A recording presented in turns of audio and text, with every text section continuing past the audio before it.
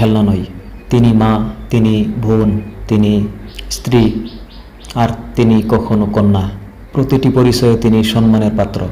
ইসলাম নারীদেরকে মাথা নত করায়নি, বরং তিনাদের মর্যাদা এত উঁচুতে তুলেছেন যেখানে পৌঁছানো পুরুষের পক্ষে কখনো সম্ভব নয়। হাত নামান। এই যে ভাই, আমি কিন্তু বুঝতে পারি দাঁড়াইছেন কেন, কোমর ব্যথা করতেছে বোধহয়। বসেন, কোমর ব্যথা আল্লাহ ভালো বানাই দেবেন, জোরে কোন আমিন। আরে ভাই বসতে বলছি, বসেন। কোমর প্যান্ট পরছে, সে প্যান্ট পরা অবস্থায় সেলাই করছে না কেমনে করছে আল্লাহ জানে। জুতার মধ্যে এত বড় বড় লোহা বটন লাগানো, গলায় এত বড় মোটা সেট, জাহান্নামের আগেই সালাসিলা ওয়া আগলালাম ওয়া সাইরা, জাহান্নামের শিকল আগেই পড়ছে গলায়। রাস্তায় মানুষে দেখে আর বাপ বাপ করে পলাইতে থাকে, বলতে থাকে আল্লাহ এই শয়তানের গজব দাও, এই শয়তানের যে মায় পেটে রাখছে তার কলেরা দাও, ওর বাপের বসন্ত। নেক সন্তান পাওয়ার জন্য পর্দায় থাকা আপনার জন্য জরুরি। মা বোনেরা পর্দায় থাকুন এবং নিজের সৌন্দর্য পরপুরুষকে দেখাবেন না। আপনার সৌন্দর্য আপনার পিতার জন্য নয়, ভাইয়ের জন্য নয়, ছেলের জন্য নয়, কারোর জন্য নয়, শুধুমাত্র একমাত্র কেবলমাত্র স্বামীর জন্য। এই সুন্দরী প্রতিযোগিতার কথা সেদিন বলেছি। বাংলাদেশে বিভিন্ন সাবান কোম্পানির পক্ষ থেকে সুন্দরী প্রতিযোগিতা, ফটোজেনিক কি ফটো সুন্দরী, মিস ফটো সুন্দরী জেনিক না কি একটা কপালের সারা, জি এগুলি করতেছে, এগুলি তারা করতেছে, বিভিন্ন জেলা শহরে করতেছে। প্রিয় ভাই সব, আমি সেদিন বলেছি, আজকে লক্ষ লক্ষ লোক, সকলকে বলি, মিস বাংলাদেশ অথবা ফটোজেনিক সুন্দরী প্রতিযোগিতা যেখানে হবে সেখানেই বাধা দিবেন। ফটোজেনিক সুন্দরী প্রতিযোগিতা বাংলাদেশের মাটিতে হতে দেওয়া হবে না।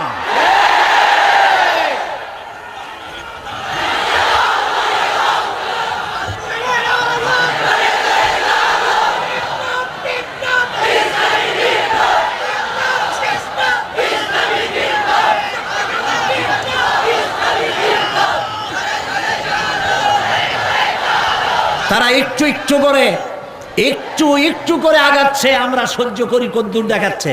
আপনারা যদি কথা না বলেন তাহলে এরপর মিস বাংলাদেশ শুরু হবে। মিস বাংলাদেশ এখনো করতে পারে নাই, সাহস পায় নাই, এখন ছোট্ট ছোট্ট করে করতেছে, এরপর মিস বাংলাদেশ করবে।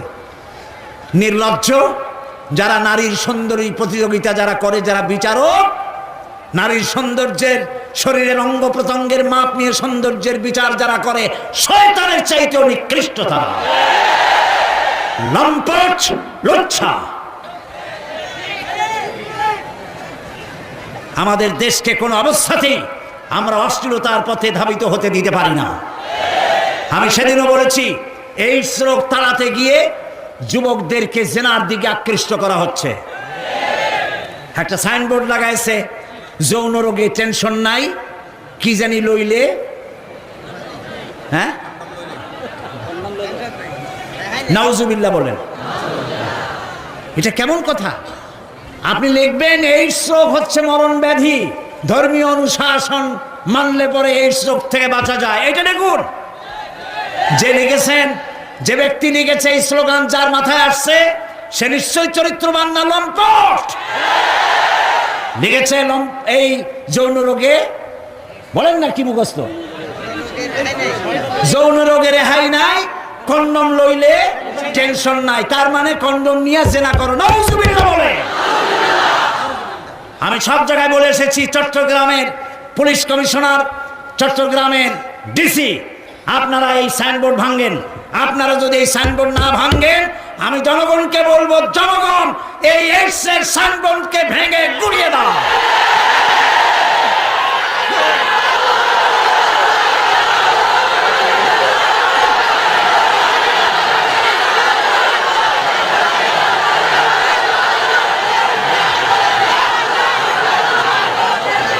প্রিয় ভাই সব, আমরা কখনো আইন হাতে নিতে চাই না, কিন্তু আমার জাতি চরিত্র ধ্বংস হলে আমরা বসে থাকবো না। আমরা কথা বলবো, আমরা আমাদের বিবেককে কারো কাছে বিক্রি করি নাই। কথা বলবো পার্লামেন্টে, সিংহের মতো গর্জন করব ময়দানে, জীবন দিয়ে দিয়ে আল্লাহর কোরআনকে প্রতিষ্ঠা করবো ইনশাআল্লাহ।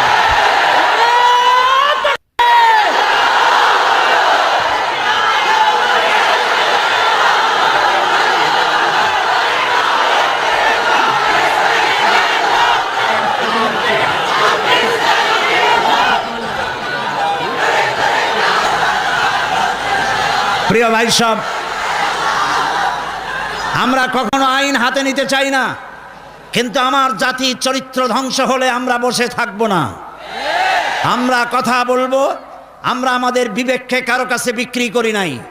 কথা বলবো পার্লামেন্টে, সিংহের মতো গর্জন করব ময়দানে, জীবন দিয়ে দিয়ে আল্লাহর কোরআনকে প্রতিষ্ঠা করবো ইনশাআল্লাহ।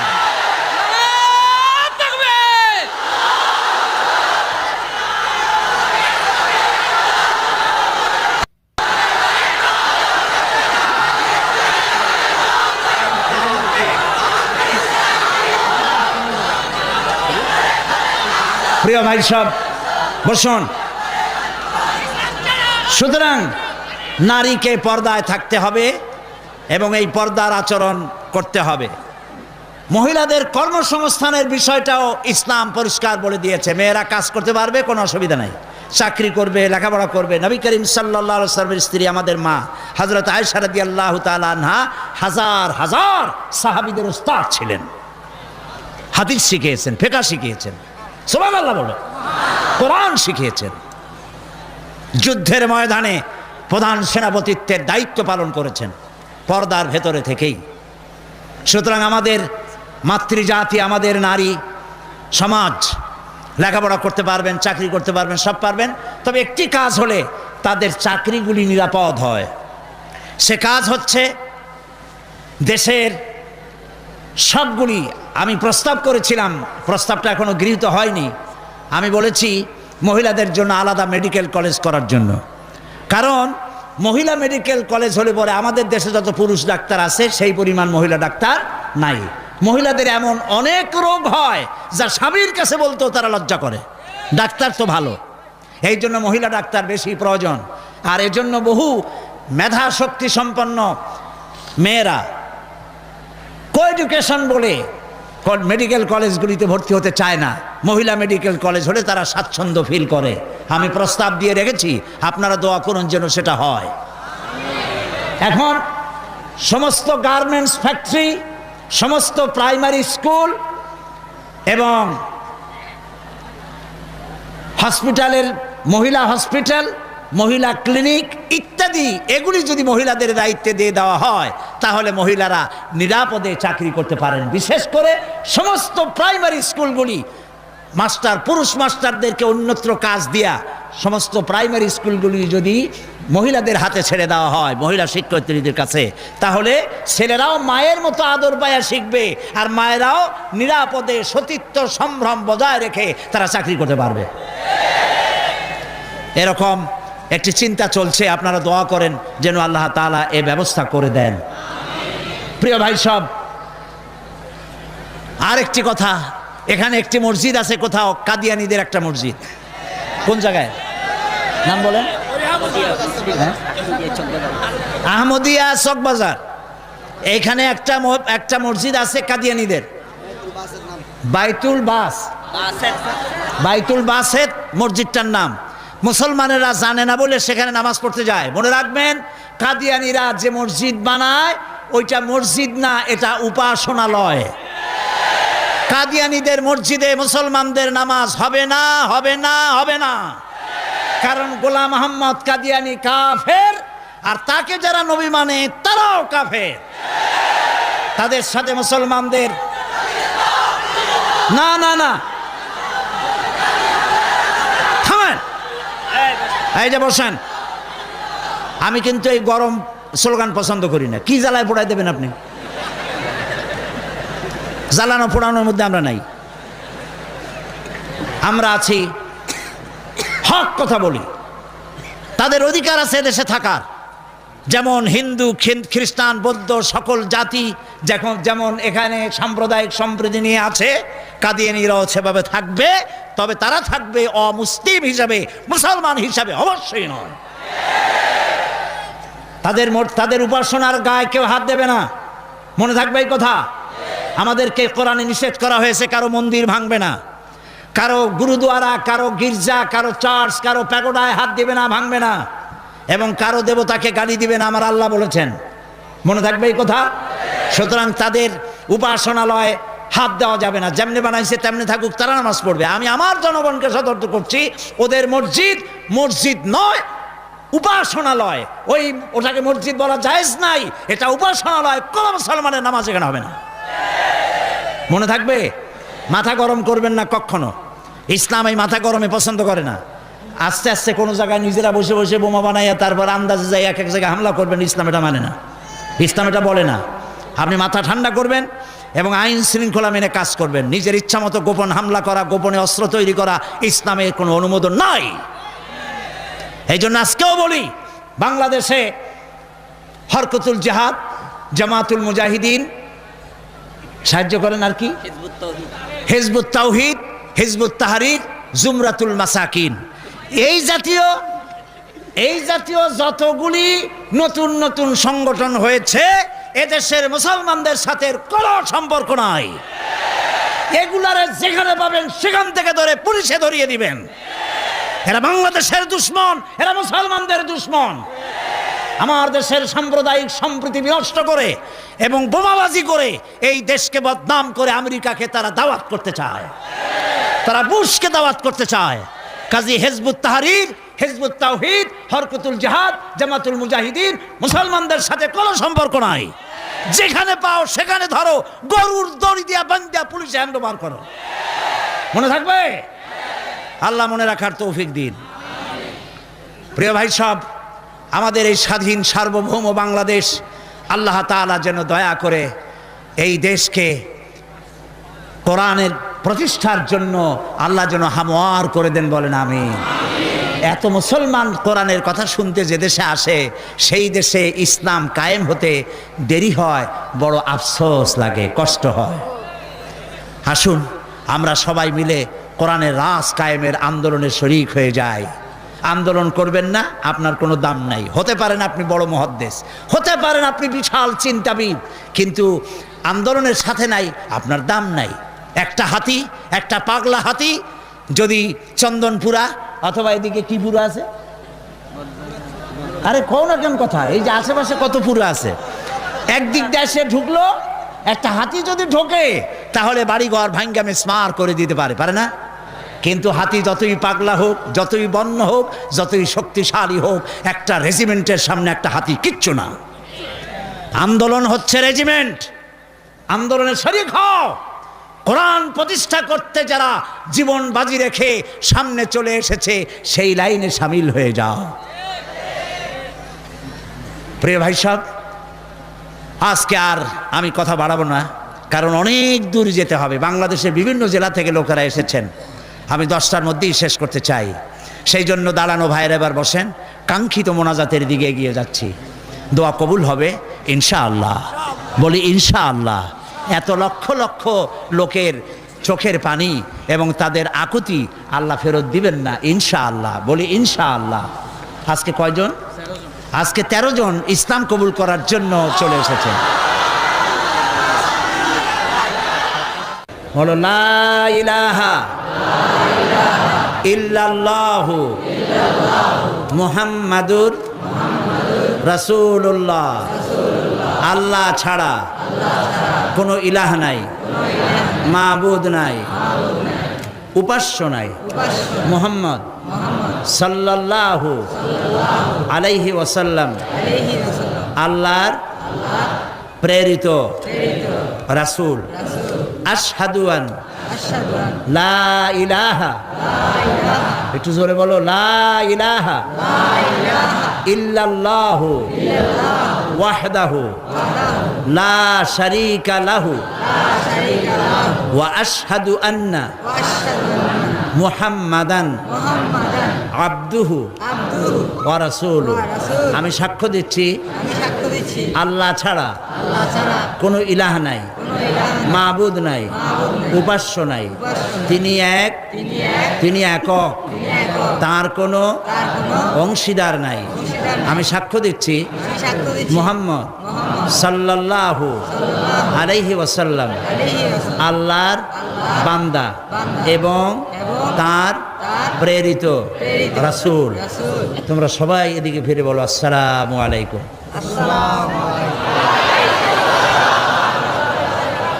এরা এই তরুণ যুবক 13 ভাই ছিল মুশরিক, হয়ে গেল আমাদের তাওহীদবাদী ভাই।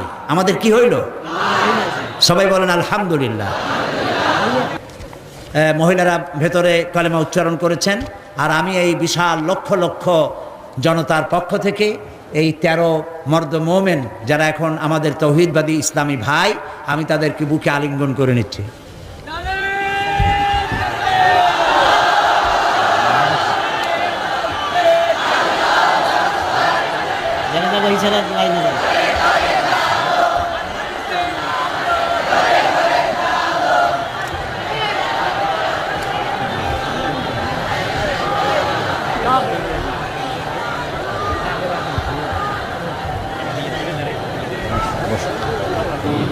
মোনাজাতের পূর্বক্ষণে যে কথাটি বলতে চাই, একটু পরেই আমরা এই মিলন মেলা ভেঙে যাবে, যার যার বাড়ির উদ্দেশ্যে মানুষ রওনা করবে। আল্লাহ সকলের ফিরে যাওয়াটা নিরাপদ করে দিন। আমি আপনাদেরকে অনুরোধ করব যে ওয়াজ শোনার, তাফসীর শোনার যে মন আমাদের আছে, সেই পরিমাণ নামাজের মন নাই। এই জন্য 5 ওয়াক্ত নামাজ সঠিকভাবে আদায় করবেন, নামাজ কখনো ছেড়ে দিবেন না। বিশেষ করে জওয়ান যুবক যারা আছে, ছাত্র, তরুণ, যুবক, আমি তাদেরকে বলবো, চরিত্র একটি মহা সম্পদ। যখন চরিত্র থাকে না, তখন সে মানুষ থাকে না, শয়তানের চাইতে নিকৃষ্ট হয়ে যায়। আমি সমস্ত তরুণ যুবকদেরকে, যাদেরকে আমি আমার চোখের সামনে দেখতে পাচ্ছি, এই মাহফিলে 2% যদি বৃদ্ধ মানুষ থাকে, 98% তরুণ যুবকে ভরা এই মাহফিল। আমি সকল যুবকদেরকে, ছাত্র, তরুণ যুবকদের প্রতি আহ্বান জানাবো, আমাদের জীবনের সাথে সম্পৃক্ত প্রিয় জীবন আদর্শ যার নাম ইসলাম, এই ইসলামের পতাকাকে উড্ডীন করার জন্য ইসলামী আন্দোলনে শরিক হওয়ার সকলের প্রতি আমি আহ্বান জানাই। সকলের চরিত্র ভালো করে ইসলামের দিকে এগিয়ে আসার আহ্বান জানাচ্ছি। এবং কোরআনকে জানার জন্য, কোরআনকে বোঝার জন্য আমি বারবার বলেছি, তাফহিমুল কোরআন কেরার জন্য তাফহিমুল কোরআন, ফি জিলালিল কোরআন, এই তাফসিরগুলি আপনারা কিনবেন। আজকে যখন যাবেন, শত শত দোকান, 3 শতাধিক দোকান এখানে বসেছে বই কেতাব নিয়ে, এগুলি আপনারা নেবেন।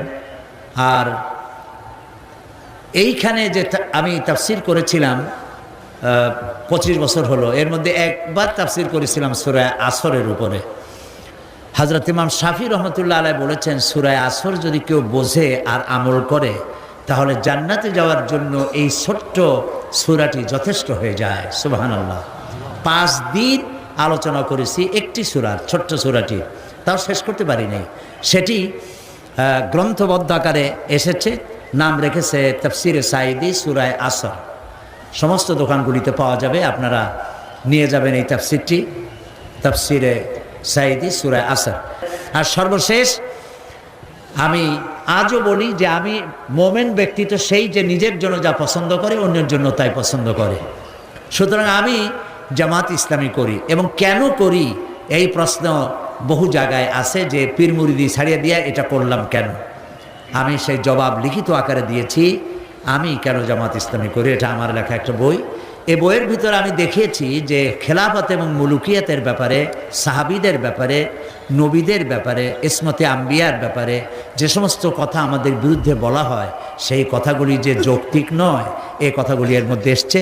সুতরাং যারা জামাত করেন তাদের জন্য প্রয়োজন, আর যারা করেন না তাদের জন্য প্রয়োজন, অন্তত জবাবগুলি জানতে পারবেন। আর আমি কেন করি এই দলটি, তাও আপনারা বুঝতে পারবেন। আল্লাহ যেন তৌফিক দেন, এটাও পাওয়া যাবে প্রত্যেক দোকানে, আপনারা নেওয়ার চেষ্টা করবেন। প্রিয় ভাই সব, সর্বশেষ আমার আরজ আপনাদের কাছে, নামাজ কেউ ছেড়ে দিবেন না। 5 ওয়াক্ত নামাজ আমরা আদায় করব সহিভাবে, কারণ বুখারী শরীফে এসেছে কিয়ামতের দিন সর্বপ্রথম প্রশ্ন হবে নামাজ পড়েছো কিনা। প্রথম প্রশ্ন আল্লাহ করবেন নামাজ। প্রথম প্রশ্ন কি হবে? নামাজ পড়ে। যার নামাজ কবুল হবে, জীবনের সমস্ত নেক আমলগুলি কবুল হবে। যার নামাজ কবুল হবে না, সব বরবাদ হয়ে যাবে। আল্লাহ তাআলা আমাদের জন্য নামাজি বানান, আমরা বলি আমিন। নামাজ জীবনে আর ছাড়বো না, এই ওয়াদা কি করা যাবে ভাইরা? করা যাবে ওয়াদা?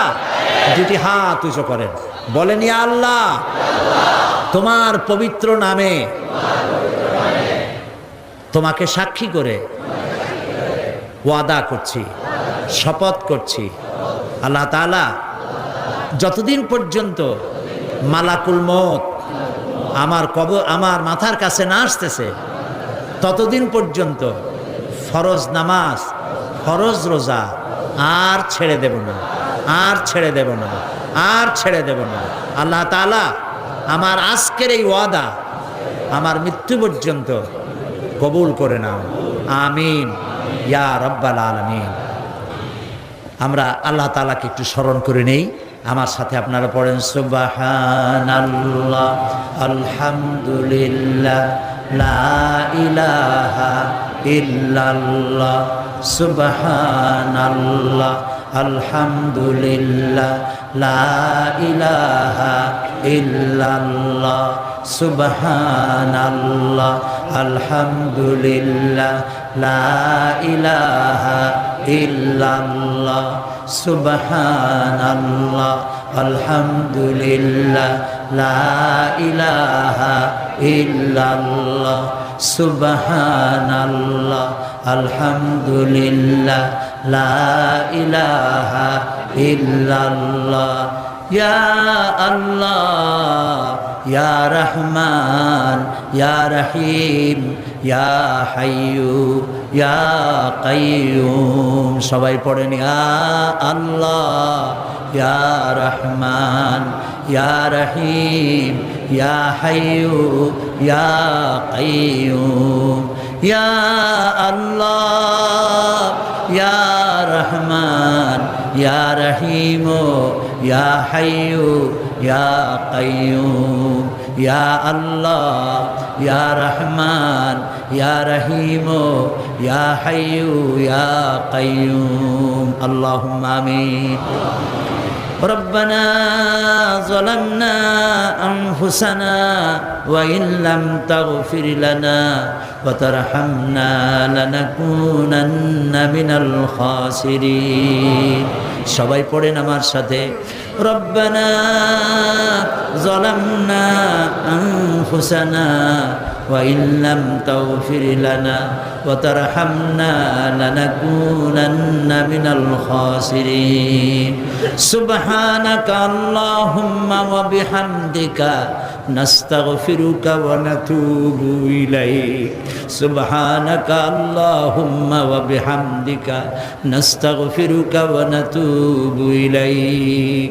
আয় আল্লাহ রব্বুল আলামিন, 5 দিন ব্যাপী তাফসীরুল কোরআন মাহফিলের সমাপনী দিবসে লক্ষ লক্ষ মানুষ ভিক্ষুকের মতো, কাঙ্গালের মতো তোমার দরবারে গুনাহ ভরা হাত নিয়ে তোমার দরবারে হাত তুলেছি। রব্বুল আলামিন, আমাদের গুনার দিকে তাকায়ও না, আমাদের বদ আমলের দিকে তাকায়ও না, আমাদের চোখের দিকে তাকাও, আমাদের মুখের কাকুতি মিনতির দিকে তাকাও। রব্বুল আলামিন, দয়া করে আমাদের জিন্দেগীর গুনাহ মাফ করে দাও। রব্বুল আলামিন, সারা জীবন গুনাহ করে করে জীবনটাকে বরবাদ করে দিয়েছি বাবু। গুনার কথা মনে হলে লজ্জায় মাথা নিচু হয়ে যায়, কারণ তুমি আমাদেরকে মেহেরবানি করেছো আর আমরা করেছি নাফরমানি। তুমি করেছো মেহেরবানি, আমরা করেছি নাফরমানি। রব্বুল আলামিন, দুনিয়ায় এমন কোনো পাপ নাই যা কম বেশি আমরা করি নাই। মাবুদ গো, দয়া করে আমাদেরকে মাফ করে দাও। আয় আল্লাহ রব্বুল আলামিন, এই মাহফিলের ভিতরে জিনাকার থাকতে পারে, জুয়ারি থাকতে পারে, মদখোর থাকতে পারে, খুনি থাকতে পারে, ডাকাত থাকতে পারে, ঘুষখোর সুদখোর থাকতে পারে। আল্লাহ তাআলা, এটাও তো ঠিক যে ধরনের পাপীর মধ্যে ভালো মানুষও আছে। আয় আল্লাহ তাআলা, আমাদের মতো গুনাহগারের চেহারা দেখলে পরে তোমার গোসা হতে পারে। সেজন্য তুমি তোমার নেক বান্দাদের যাদেরকে পছন্দ হয়, আল্লাহ তুমি দয়া করে আজ সকলের মধ্যে আমাদের মতো খারাপ মানুষগুলিও চালাইয়া না। রব্বুল আলামিন, আমরা জানি ধান বিক্রি করতে গেলে ধানের সাথে তুষগুলিও বিক্রি হয়ে যায়, চিটা বিক্রি হয়ে যায়, বেগুনগুলি তরকারিগুলি বিক্রি করতে গিয়া পোকা বেগুনগুলিও বিক্রি হয়ে যায়। মাবুদ গো, আজ এই মাহফিলের ভিতরে গুনাহগার আমরা যারা আছি, ভালো মানুষগুলোর সাথে আমাদেরকেও চালাইয়া না। রব্বুল আলামিন, এই মুহূর্তে মনে পড়ে গেল আমাদের জনম দুঃখিনী মা আব্বার কথা মনে পড়ে গেল। আজ আর কেউ নাম ধরে ডাকে না।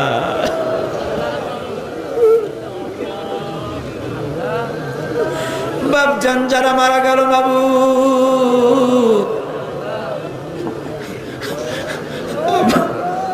আব্বার কবরটাকে আব্বাকে জান্নাতুল ফেরদাউস নসিব করে দাও মাবুদ। আমাদের মানুষ বানাবার জন্য কত কষ্ট করেছেন আল্লাহ তাআলা। ধান বিক্রি করে, সুপারি বিক্রি করে, নারকেল বিক্রি করে বই কিতাব কিনে দিছে। আল্লাহ আব্বাকে বেহেশতে পৌঁছায় দাও। রব্বুল আলামিন, আমাদের জনম দুঃখিনী গর্ভধারিণী মা,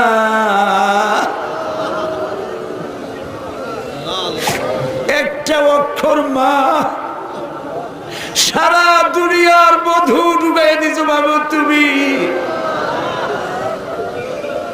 রব্বুল আলামিন, মা যারা হারাইছে আল্লাহ, মায়ের কবরটাকে জান্নাত বানাইয়া দাও।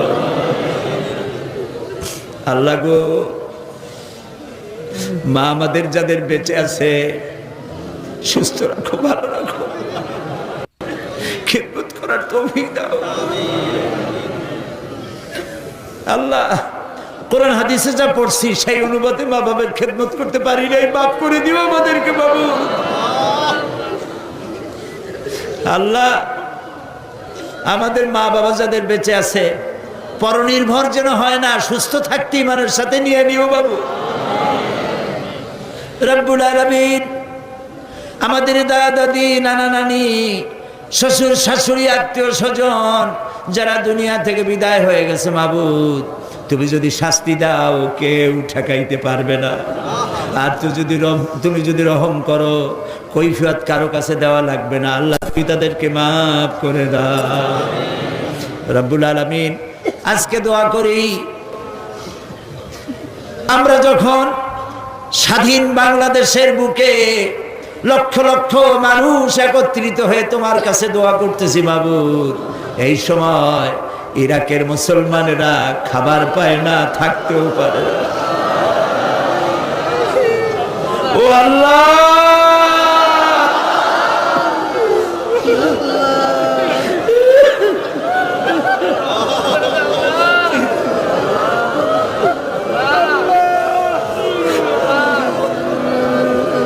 ইরাকের আল্লাহ, ইরাকের পাকদামান মেয়ে লোকদের গায়ে হাত দিতেছে কাফের সৈন্যরা।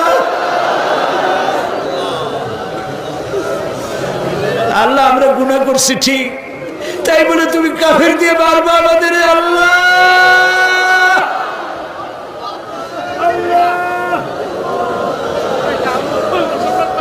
আল্লাহ, আল্লাহ, ইরাকের মুসলমানদেরকে স্বাধীনতা ফিরায় দাও। আমেরিকার যত সৈন্য আসছে, বিদেশের যত কাফের সৈন্য আসছে, হয় তাদের মুসলমান বানাও, আর নইলে যত বিদেশি সৈন্য আসছে সবগুলির কবর বানায় দাও, একটাও যেন বাড়ি ফিরে না যায়। আল্লাহ, আল্লাহ, প্যালেস্টাইনের মুসলমানদের কথা কি মনে করা যায়? ইহুদিরা কামান দিয়ে গোলা মারে, আর প্যালেস্টাইনের গোলাপ ফুলের মতো বাচ্চা ছেলেরা ইট পাথর দিয়ে মোকাবেলা করে। আহারে আল্লাহ, প্যালেস্টাইনি মুসলমানদের হাতে প্যালেস্টাইন উঠায় দাও। রব্বুল আলামিন, কাশ্মীর, চেচনিয়া, বসনিয়া, আল্লাহ, স্বাধীনতাকামী মুসলমানদেরকে আল্লাহ তুমি দেশ স্বাধীন করে দাও। রব্বুল আলামিন, আমাদের প্রিয় জন্মভূমি বাংলাদেশ, আল্লাহ তাআলা এই দেশের উপর রহমত নাজিল করো। সন্ত্রাসের জ্বালায় অপহরণকারীদের জ্বালায় দেশটা বদনাম করে ফেলাইলো। মানুষ বড় আশা করে ভোট দিছিল বাবু, খাইয়া না খাইয়া ভোট দিছিল বাবু। আল্লাহ এই সন্ত্রাসীগুলা দেশটার ইজ্জত মারলো।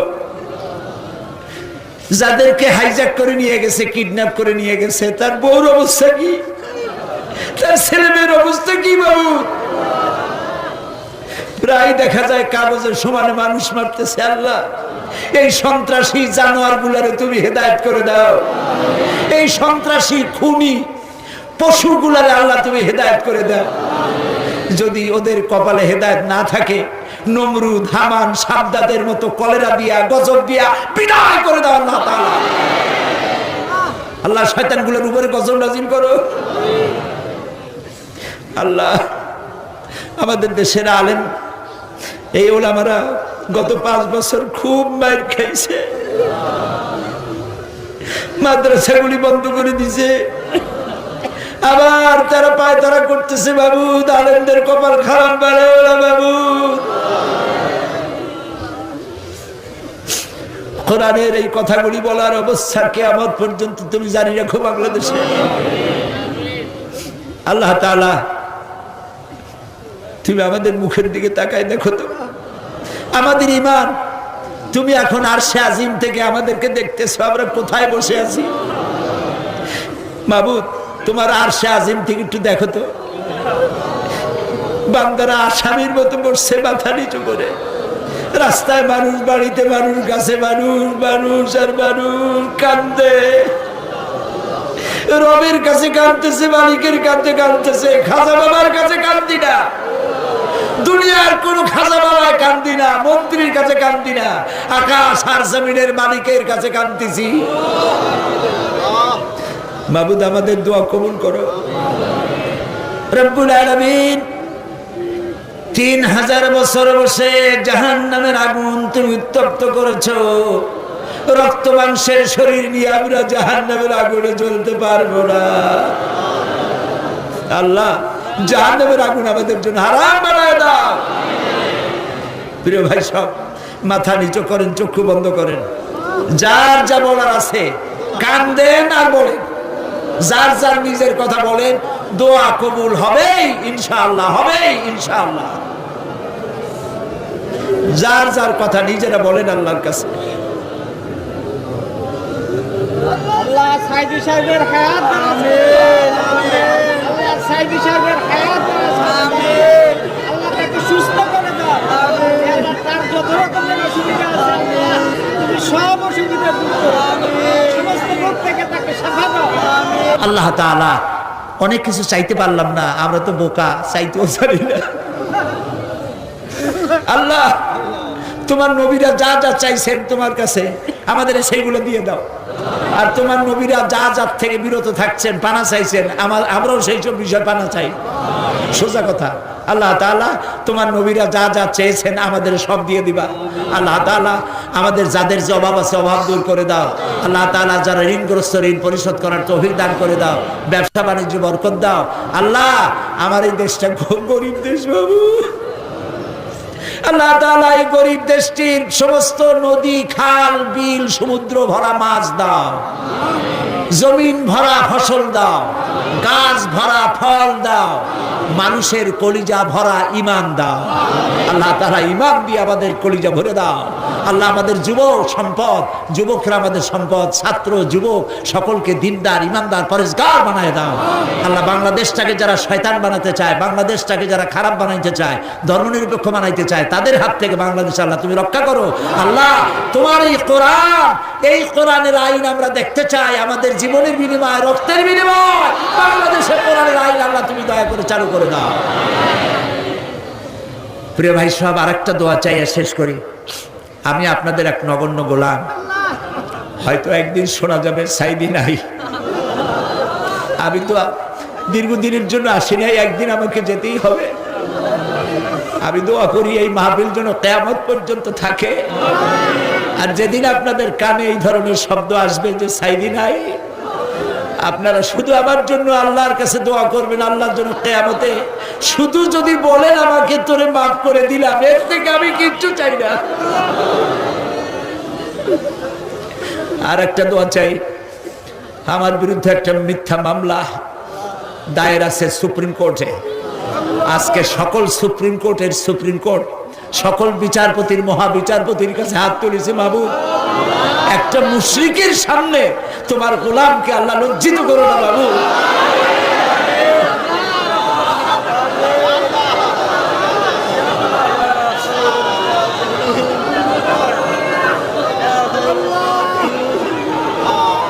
ربنا تقبل منا إنك أنت السميع العليم وتب علينا إنك أنت التواب الرحيم سبحان ربك رب العزة عما يصفون وسلام على المرسلين والحمد لله رب العالمين واجعل آخر كلامنا عند الموت لا إله إلا الله محمد رسول الله السلام عليكم ورحمة الله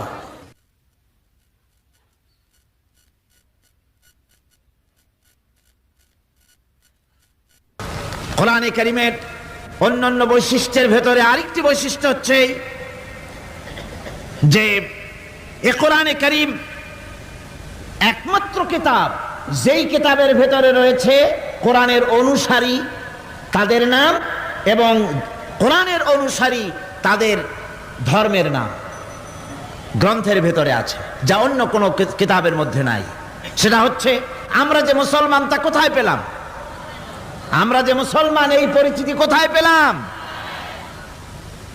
হুয়া সাম্মাকুমুল মুসলিমিন, এই মুসলমান নাম আল্লাহ কোরআন শরীফে ব্যবহার করেছেন। তিনি আমাদের নাম দিয়েছেন, আমরা মুসলমান। আমরা কি মুসলমান? আমাদের নাম এই কিতাবের মধ্যে রয়েছে। আমাদের জীবন ব্যবস্থার নাম, ধর্মের নামও ইন্নাদ-দীনা ইনদাল্লাহিল ইসলাম, ইসলামের নাম, মুসলমানের নাম কোরআনে কারীমের মধ্যে রয়েছে, যা অন্য কোনো ধর্মগ্রন্থের মধ্যে নাই। হিন্দু, খ্রিস্টান, বৌদ্ধ এ সমস্ত নাম তাদের নিজেদের বানানো নাম, তাদের ধর্মগ্রন্থের ভিতরে সব নামের কোনো পাত্তা নাই। কোরআনে কারীমের আরেকটি বৈশিষ্ট্য হচ্ছে কোরআন বিশ্বের সর্বাধিক পঠিত গ্রন্থ। এত বেশি পড়া হয়েছে, এ কোরআন পড়া হচ্ছে এত বেশি পৃথিবীর কোন বই আজ পর্যন্ত পড়া হয় নাই, আর হবেও না। কোরআনে কারীমের আরেকটি বৈশিষ্ট্য হচ্ছে এই বিশাল ধর্মগ্রন্থ, এই বিশাল জীবন ব্যবস্থা, এই বিশাল কিতাব মানুষেরা মুখস্থ করেছে। আপনি আমাকে বলেন, নিজের ভাষা নয়, নিজের মায়ের ভাষা নয়, এমন এক বিশাল কিতাব মানুষ মুখস্থ করতে পেরেছে, এর কোন নমুনা আছে দুনিয়ায়? এর কোন নমুনা আছে? মাতৃভাষা নয়, অথচ পৃথিবীর ইংরেজ হোক, উর্দুভাষী হোক, ল্যাটিন হোক, তেলুগু হোক, ডাচ হোক, ফ্রান্স হোক, যে কোনো ভাষা, বাংলা ভাষা হোক, সমস্ত ভাষার লোকেরা কোরআনে কারীমকে মুখস্থ করতেছে। সুবহানাল্লাহি ওয়া বিহামদিহি। আমাদের দেশেও লক্ষ লক্ষ হাফেজে কোরআন বর্তমান রয়েছে। এটা হচ্ছে কোরআনে কারীমের আরেকটি বিরাট রকমের বৈশিষ্ট্য। কোরআনে কারীমের অফুরন্ত বৈশিষ্ট্যের ভেতরে এটাও একটি, কোরআন হচ্ছে একটি বিরাট মুজিজা। কোরআন একটি মুজিজা। কোরআন একটি কি মুজিজা? দুনিয়ায় যত নবী আল্লাহ পাঠিয়েছেন, সমস্ত নবীদেরকে তিনটা জিনিস দিয়েছেন। কয়টা জিনিস কন্ত? তিনটা। ওয়াহি, হুসনে খুলক আর মুজিজা। একটা হচ্ছে ওহী, আরেকটা হচ্ছে উন্নত মানের চরিত্র, আরেকটা হচ্ছে কি মুজিজা। এই মুজিজা সকল নবীকে দেওয়া হয়েছে। মুজিজা হচ্ছে সমকালীন যুগের বড় যে কোনো শক্তিকে দুর্বল করে দেয়, যে কোনো জিনিসকে দুর্বল করে দেওয়ার মতো ক্ষমতা রাখে যে জিনিস, তার নাম মুজিজা। মুসা আলাইহিস সালামের জামানায় জাদুর প্রভাব ছিল। তখন আল্লাহ রাব্বুল আলামিন মুসা আলাইহিস সালামকে একটা মুজিজা দিলেন। কি দিলেন? আল্লাহ রাব্বুল আলামিন বললেন, ওয়া মা তিলকা বিয়ামিনিকা ইয়া মুসা। মুসা, তোমার ডান হাতে ওটা কি? তিনি বললেন, এটি একটি লাঠি। আল্লাহ পাক বললেন, লাঠি তো ঠিকই, কিন্তু এর মধ্যে আরো এক ক্ষমতা আছে, তুমি জানো না। লাঠিকে ফেলে দাও। লাঠি ফেলে দিলেন, কি হয়ে গেল? হিয়া হাইয়াতুন তাসআ, বিরাট এক সাপে পরিণত হয়ে গেল। এই সাপ নিয়ে, এই লাঠি নিয়ে তিনি জাদুকরদের মোকাবেলা করলেন। জাদুকরেরা বলল, আপনি আগে দেখাবেন জাদু না আমরা দেখাবো আগে? মুসা আলাইহিস সালাম বললেন, তোমরা আগে দেখাও। তারা জাদু মন্ত্রপুত করে আশেপাশের সব জিনিসগুলিকে বাঘ, সিংহ ইত্যাদি বানিয়ে ফেললো। এগুলি ঝাঁপিয়ে পড়লো মুসা আলাইহিস সালামের উপরে। ক্ষণিক সময়ের জন্য মুসা আলাইহিস সালাম ঘাবড়ে গেলেন। আল্লাহ রাব্বুল আলামিন হযরতে মুসাকে ডেকে বললেন, মুসা রে, ভয় পাওয়ার কোনো কারণ নাই। প্রতিষ্ঠিত একটি সরকারের বিরুদ্ধে তোমাকে নামায় দিয়া ময়দানে তোমাকে আমি একা ছেড়ে দেই নাই। আমি আল্লাহ রাব্বুল আলামিন তোমার সাথে আছি। হাতের লাঠি ছেড়ে দাও। মুসা আলাইহিস সালাম লাঠি ছেড়ে দিলেন। লাঠি সাপ হয়ে গেল, হা করলো। জাদুকরদের তৈরি করা সমস্ত বাঘ, সিংহ, সাপ মুসা আলাইহিস সালামের লাঠি মার্কা সাপের পেটের মধ্যে গিয়া ঢুকলো। জাদুকরেরা মনে করলো, আমরা যা দেখালাম তা তো জাদু, নিঃসন্দেহে।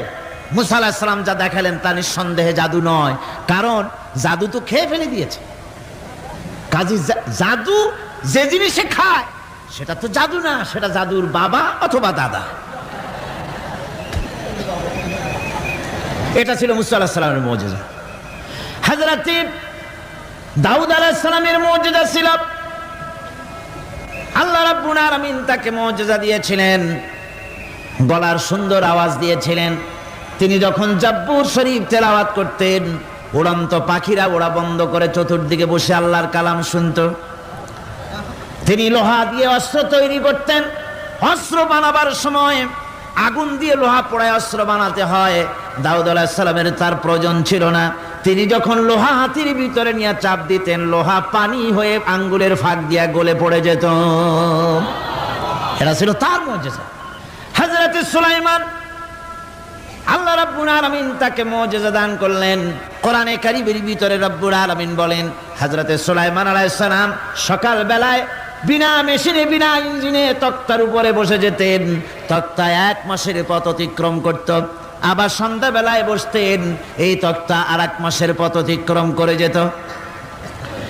ঈসা আলাইহিস সালামের মুজিজা ছিল, জন্মান্ধের চোখের উপরে হাত বুলিয়ে দিতেন, সঙ্গে সঙ্গে চোখ ভালো হয়ে যেত। কুষ্ঠব্যাধিগ্রস্ত লোকের গায়ে হাত বুলাতেন, সঙ্গে সঙ্গে কুষ্ঠব্যাধি ভালো হয়ে যেত। এই হলো তাদের মুজিজা। পয়গম্বরেরা বিদায় হয়ে গেলেন, মুজিজা বিদায় হয়ে গেল। দাউদ আলাইহিস সালাম বিদায় হলেন, মুজিজা সাথে নিয়ে গেলেন। তার উম্মতেরা ওই লোহাগুলি আর কেউ গলাতে পারে নাই, আজও কেউ গলাতে পারে না, হাত দিয়া চেপে ধরে। সুলাইমান আলাইহিস সালাম দুনিয়া থেকে বিদায় হয়ে গেছেন, মুজিজা নিয়ে কবরে চলে গেছেন। আজ আর তার অনুসারীরা অথবা দুনিয়ার কোন মানুষ বিনা ইঞ্জিনে তক্তায় বসে আর হাওয়ায় উঠতে পারবে না। মুসা আলাইহিস সালাম বিদায় হলেন, লাঠির মুজিজা চলে গেল। তার উম্মতেরা, তার অনুসারীরা কিয়ামত পর্যন্ত যদি 1000 চেষ্টা চালায়, লাঠিকে আর কোনোদিন সাপে পরিণত করতে পারবে না। ঈসা আলাইহিস সালাম, আল্লাহ রাব্বুল আলামিন তাকে উঠায় নিলেন, মুজিজা তিনি সাথে নিয়ে গেলেন। আজ তার কোটি কোটি, শত শত কোটি উম্মতেরা, দুনিয়া যারা তার উম্মত দাবি করে, খ্রিস্টানেরা, হাজারো যদি চেষ্টা চালায়, তবুও জন্মান্ধের চোখের উপরে হাত বুলিয়ে চোখ আর ভালো করতে পারবে না। কুষ্ঠব্যাধিগ্রস্ত লোকের গায়ে হাত বুলিয়ে কুষ্ঠব্যাধি ভালো করতে পারবে না। তার মানে হলো, নবীরা যে যা যত মুজিজা পেয়েছিলেন, জীবদ্দশায় মুজিজা কাজে লেগেছে, দুনিয়া থেকে বিদায় হয়েছেন, মুজিজা সাথে নিয়ে গেছেন। কিন্তু আপনার আমার নবী, বিশ্ব নবী জনাব মুহাম্মদ রাসূলুল্লাহ সাল্লাল্লাহু আলাইহি ওয়াসাল্লামের কাছে আল্লাহ রাব্বুল আলামিন তাকে যত মুজিজা দিয়েছিলেন, 3000-এর উপরে আল্লাহর নবীর মুজিজা ঘটেছিল 23 বছরের নবুয়তের জীবনে। তার মধ্যে শ্রেষ্ঠ মুজিজা হতেছে কোরআন মাজিদ। আল্লাহর নবী বিদায় হয়ে গেলেন, মুজিজা সাথে নিয়ে যান নাই, মুজিজা রেখে গেলেন দুনিয়ায়। কিয়ামত পর্যন্ত দুনিয়াবাসী, নবীর উম্মতেরা কোরআনের মুজিজা ব্যবহার। সুপ্রিয় দর্শক, নারী কখনো খেলনা নয়। তিনি মা, তিনি বোন, তিনি স্ত্রী, আর তিনি কখনো কন্যা। প্রতিটি পরিচয়ে তিনি সম্মানের পাত্র। ইসলাম নারীদেরকে মাথা নত করায়নি, বরং তিনাদের মর্যাদা এত উঁচুতে তুলেছেন, যেখানে পৌঁছানো পুরুষের পক্ষে কখনো সম্ভব নয়।